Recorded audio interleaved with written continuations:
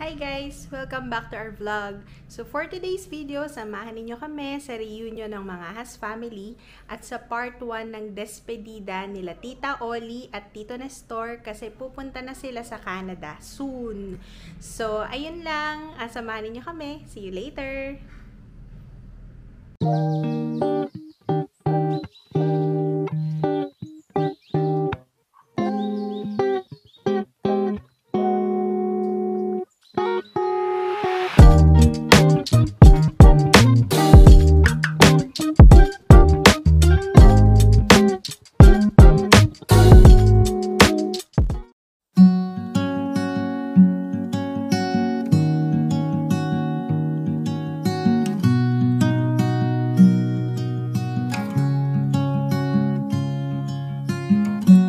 Easy come and easy go.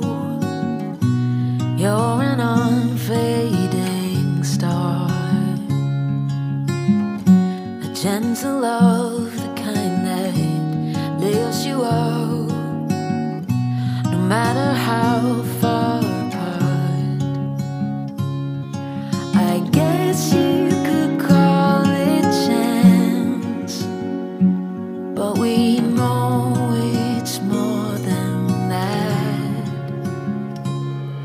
It's like we've always known, been set in stone, unbreakable. It's like I've always dreamed, true harmony, unmistakable.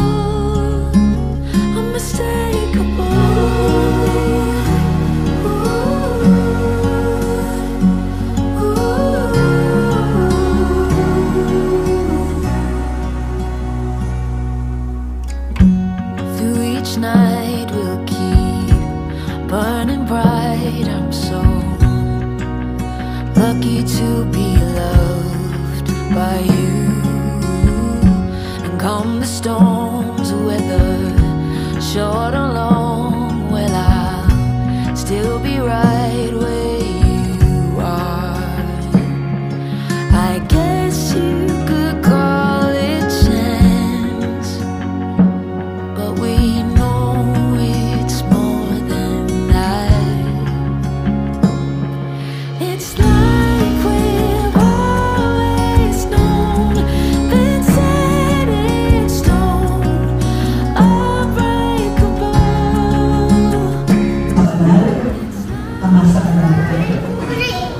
Panginoong Jesus, magpapasalamat po kami sa hapong ito na niloob mo. Hindi ito aksidente na ito ay itutuloy sa loob ng aming church.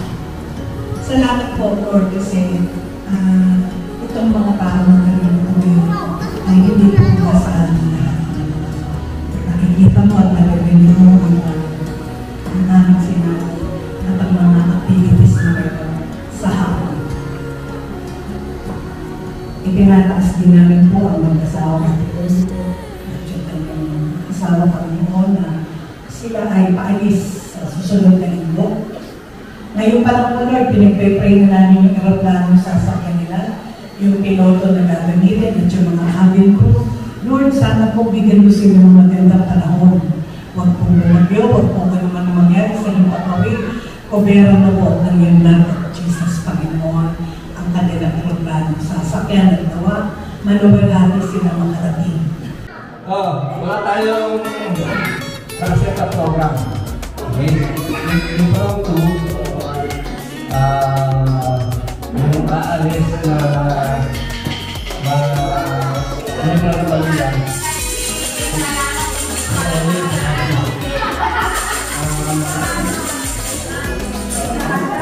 bibigyan nyo mamaya. Bibigyan lang natin ng message. Yung mga activity ko.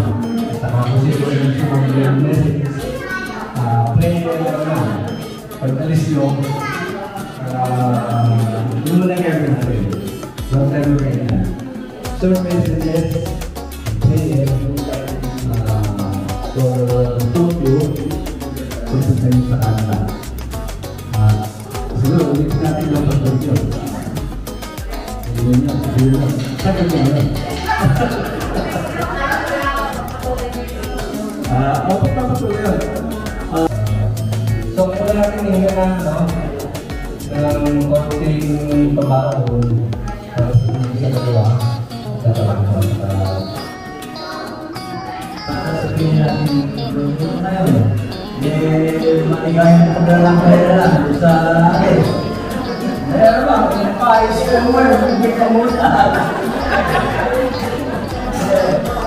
Kapag iiwala ito, basta tayo nilakas. Kita pa tayo ng mga pamilya. Sige, gawin natin. Ano sa makakaya natin? Kaya natin ganito, konti po sa akin. Hindi naman kaya lang magagawa na sabi ng masarap lang. Kung may pagkakataon tayo, nakikita-kita naman tayo. Hindi natin masabi. Sabi natin. Kita ang mga masasabi sa inyo.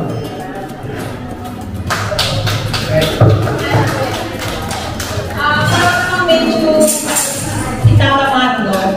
Pwede ba natin siyang bigyan ng pogi club? Pag sinabing pogi club, limang bagsak ako sa pogi. Pwede, ha? Parang medyo naman ako. Okay ba sa iyo? Bagsak ako sa pogi. Ready? Kamay. Okay, ready? 1, 2, 3, 4, 5. 1, 2, 3, 4, 5. Pogi!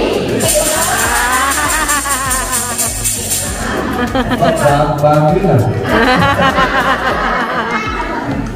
Kasi ang gamit natin ng Pilipino. Minsan, i-engage natin yung mga Amerikano, ba? Para mataas ang tingin natin. Sa akin, kasi Pilipino, dapat tingin na sa atin. I mean, kung kayong papayag na Sebesar ya, bahkan di belakang yang tahu, namun saya dari kita berbicara. Dan bila aset Filipino, di Filipino. Siyempre, parang mag-zero si Kuya Junior na wala siyang club. So, kanina, ano yung sa'yo kung kanina ko ka?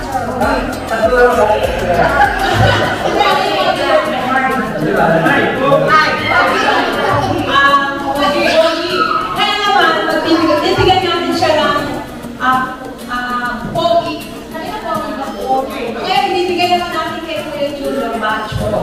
Macho. Pag sinabing macho, okay. Di ba ang pagkakit ng palakpak tapos macho. Ready? Go! 1, 2, 3, 4, macho!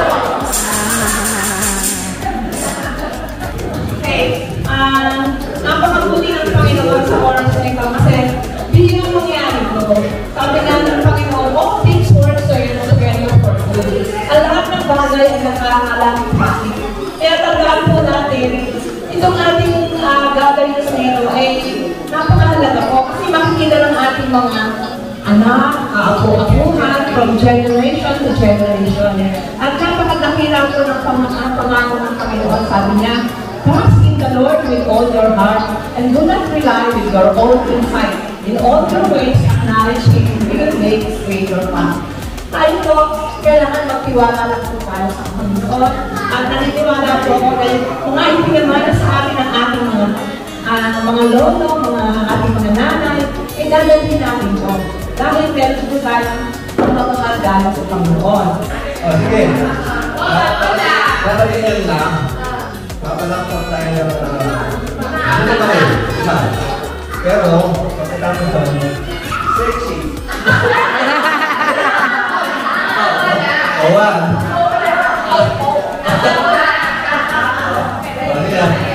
Ready, 1, 2, 3.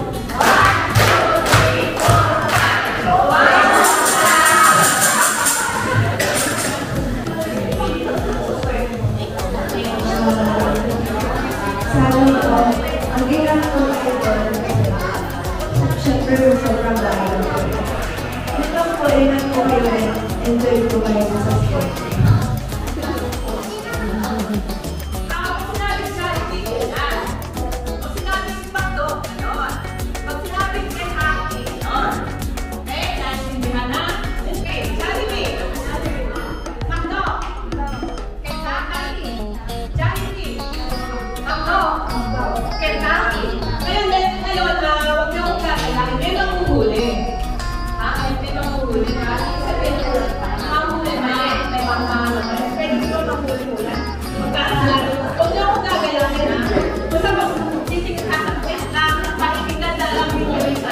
phone. Ready? Jollibee. McDo. Kentucky. Jollibee.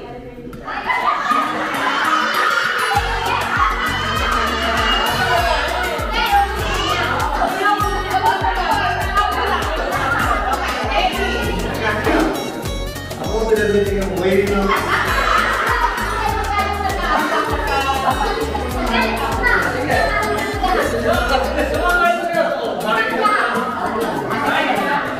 Ready? Jollibee. McDo. Kentucky. Jollibee. McDo. Kentucky. Jollibee.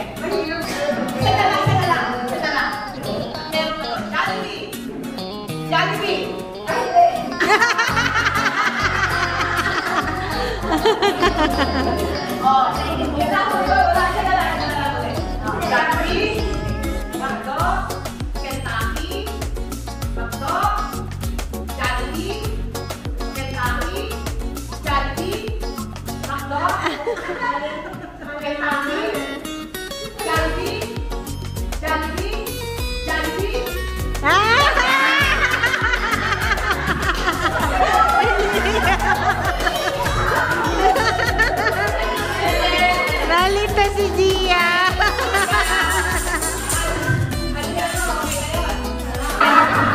Sa totoo lang, ayaw naman natin umagseng. Masakit din umagseng sa ating bayan. Kaya lang, siyempre yung anak ko, ang gusto ni Rhea, luminawa ang buhay namin doon. Kung kung kami magsasakit, libre. Tapos, wala na kami paghihirap sa kubana. Kasi matanda na kami. Kaya kami, gusto ni Rhea, malupin doon. 150S. Kaya nga, mamilis namin kayo. At saka yung reunion nga na yan. Kasi kami nila, ni Elna, pag nalusan kami, ano ba, tuloy natin yung reunion. Kasi nga, masarap sa akin tayo na lang natin nila, ay gusto ko nga namin pagpatuloy. Kahit na tayo kumonti na lang hanggang tayo yung buhay pa. Hindi natin masasabi ang buhay natin na kahit tayo malakas kumisan, eh talaga kukunin tayo ni Lord. Kaya nga ang gusto nga namin, gusto ko, kahit wala ako dito, kayo dalawa naman siguro makaroon naman sila Lauren. At sabihin nyo, sa pagkano, di ba January ang nyo, dahil yung mga birthday, napapatuloy yun. Kaya ako naman para yung natulong ako, kahit malayo, parang natin ko na nila ako. Oo.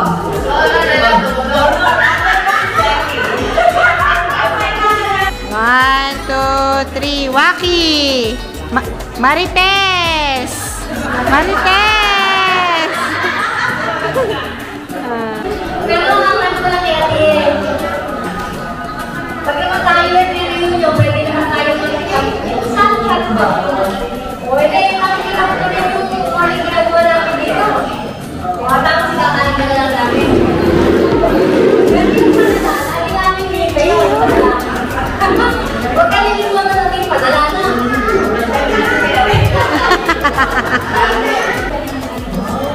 Get. Sige, sana yung mahaba kong buhay yung bigay sa inyo para pagka-nakatulis kayo. Bigay dito, yun ulit! Di ba? Pero, nasolusyonan ko lahat. Hanggang sa pagiging ko ng Canada. Tapos hanggang sa maging PR, in-apply ko ako sa nanay kasi ang gusto ko talaga is yung health nila, yung community ko dito kasi hindi naman ko kami ganun kayaman para kapag pag nagkasalit sila, meron kami financial na support sa kanila. So, yun po talaga number 1 na naisip ko, madala sa Canada para wala ka problema sa kanila. Kasi once po na PR kayo, lahat po libre sa Canada. Hospital, check-up, wala ko talagang bayad. So, for 3 years na inantay namin ma-approve yung kanilang sponsorship. Thank God, tutupad din po. So, ngayon po, ito na makukuha na rin yung magkakasama sa amin. So, napakaganda ng testimony niya kasi sabi nga niya talagang gusto niya makalapin yung parents niya sa ano. Kaya, God is a great provider talaga. Talagang ang bait ni God. Tapos sabi nga niya sa Jeremiah 29:11, "For I know the plans I have for you, plans for welfare and not for evil, to give you a future and hope." Napakagaling talaga ni God. Kasi hindi ka alam na meron pa ng magandang plan ka sa mga parents mo. And I hope na sa'yo sa namin sa Panginoon, honor your parents. And God will bless you. Anong clap kaya yan? Thank you.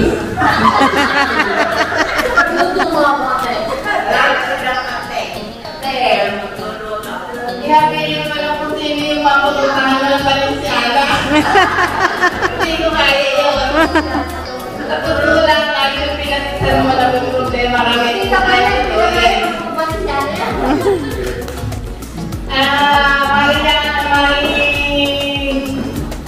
Mga ipapapangin ko lang sa'yo siguro prayers. Kasi wala akong lalo na mga ipapapangin sa'yo. Ganun lang. Siguro manginig ko yung ating mga marites. Mag-easy na lang tayo ng ating nagpapapagpili yung matulog yung ating pagiging marites sa isang isa. Yun lang. Alam mo naman tayo para mga sisters na lagi ko mag-go. Good luck sa iyo at sana yung maging safe yung magiging travel mo. Thank you. Thank you, kapatid. Ang ganda na nakala. Exactly mga na-itarada. Kaya nila yung makalay ko yung yun na, kailangan na mga pampahid na. Yun ang bako rin po. Kasi, diba sa Canada? Diba sa amin?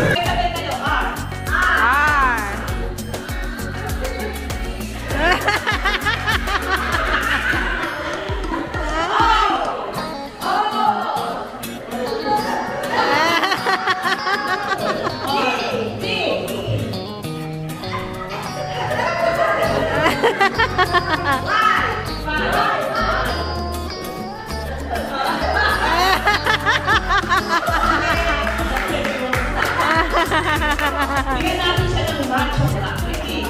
1, 2, 3, 4, 5,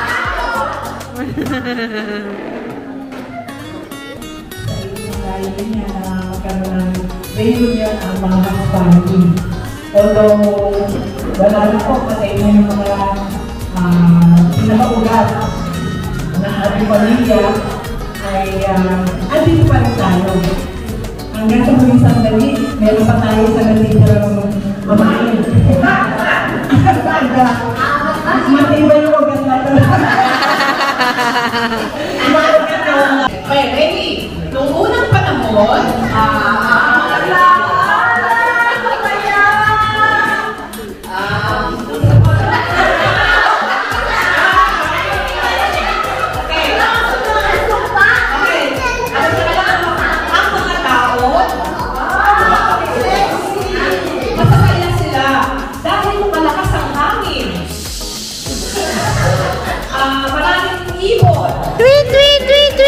walang bulkan. Kaya panahon,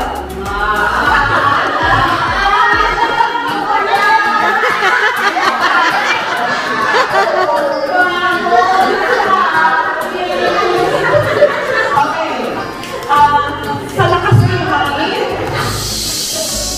maraming lumilipad na libon. Masaya ang mga tao. Walang tumutugong bulkan. Kaya ang panahon,